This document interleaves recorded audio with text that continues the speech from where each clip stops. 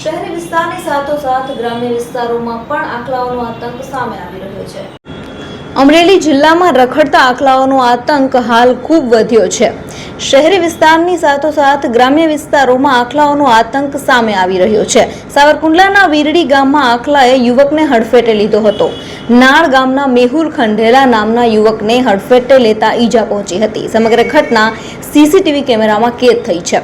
બીજી ઘટના સાવરકુંડલાના આંબરડી ગામની સામે આવી છે।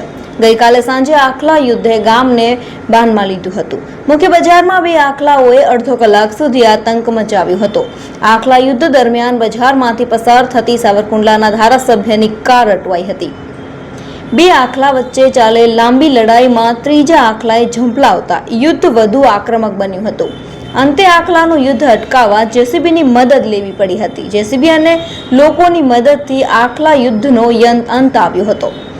આંબરડી ગામમાં આખલા યુદ્ધમાં કોઈ જાનહાનિ ન થઈ હતી।